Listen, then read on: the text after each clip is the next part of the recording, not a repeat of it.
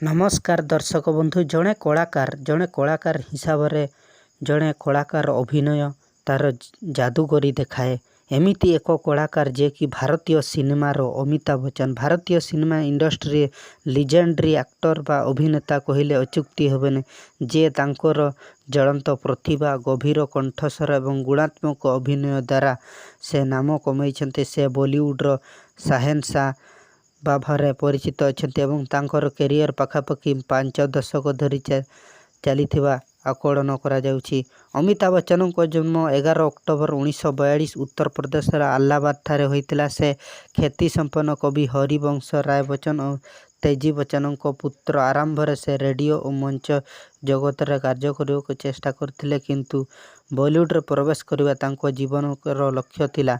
1973 मसीह जंजीर फिल्म रे तांकर एंग्री मैन भूमिका दर्शक मानक बहुत पसंद थिला एवं शोले दिलवार डॉन अमर अकबर एंथनी भली चलचित्र सफलता लाभ करथिले।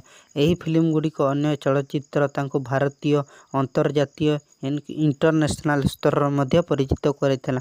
अमिताभ बच्चन 1973 मसीह अभिनेत्री जया राय बच्चन को विवाह करथिले। सेमानंकर 2टी संतान श्वेता और अभिषेक बच्चन जड़े महान बॉलीवुड अभिनेता।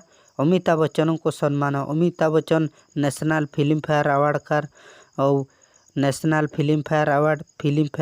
और international film fair Dada Saheb Phalke पुरस्कार मध्य सम्मानित होइछन्ते एवं उच्च सम्मान पद्म भूषण रे मध्य सम्मानित होइछन्ते। अमिताभ बच्चन का ना केवल भारतीय सिनेमा गीत रे सीमित नहे से भारतीय संस्कृति र एक प्रतीक जीवंत प्रतीक अटंती।